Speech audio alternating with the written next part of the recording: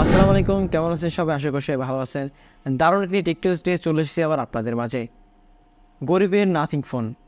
Nothing phone কেন বলছি আগে শুনুন। আমরা তো অনেকেই নাথিং ফোনের সাথে পরিচিত।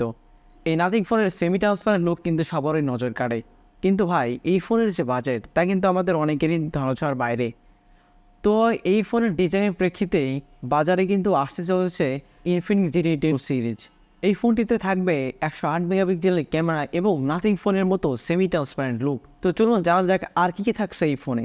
আমি সোহাগ আছি আপনাদের সাথে, আপনারা দেখছেন হ্যাপিনেস টেক।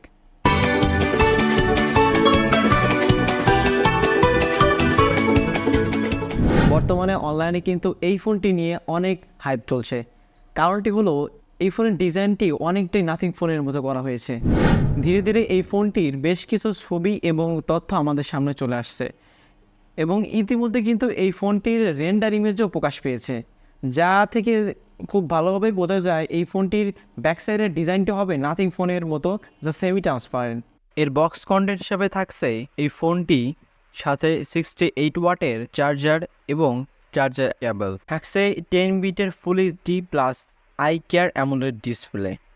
এর প্রসেসর হিসেবে থাকছে মিডিয়াটেক ডাইমেনসিটি 8050। এটি একটি 6 ন্যানোমিটারের 5G প্রসেসর। তাছাড়াও এতে থাকছে 120 হার্জের রিফ্রেশ রেট। এই ফোনটি পাওয়া যাবে দুইটি কালার ভ্যারিয়েন্টে, একটি হচ্ছে মাইরেজ সিলভার এবং অন্যটি হচ্ছে সাইবার ব্ল্যাক। আশা করা যাচ্ছে এই ফোনটি দুটি সিরিজে লঞ্চ হতে পারে, একটি হচ্ছে ইনফিনিক্স GT10 Pro এবং অন্যটি হচ্ছে ইনফিনিক্স GT10 Pro প্লাস। এই ফোনটি আমাদেরকে এলইডি লাইটিং সিস্টেম যুক্ত সেমি ট্রান্সপারেন্ট ডিজাইন অফার করছে, যা দেখতে নাথিং ফোনের মতো। ইনফিনিক্স এই এলইডি এর নাম দিয়েছে অ্যাডাপটিভ এলইডি। এই এলইডি সিস্টেম আপনি যখন আপনার ফোনে গেম ওপেন করবেন বা কোনো অ্যাপস ওপেন করবেন, কিংবা আপনি যখন নোটিফিকেশন পাবেন, সেই প্রেক্ষিতে কিন্তু আপনার এলইডি লাইটিংগুলো অ্যানিমেশন করতে থাকবে, যা আপনার ফোনের ডিজাইনকে আরও আকর্ষণীয় করে তুলবে। এই ফোনটিতে কিন্তু কালার চেঞ্জিং সিস্টেম থাকবে।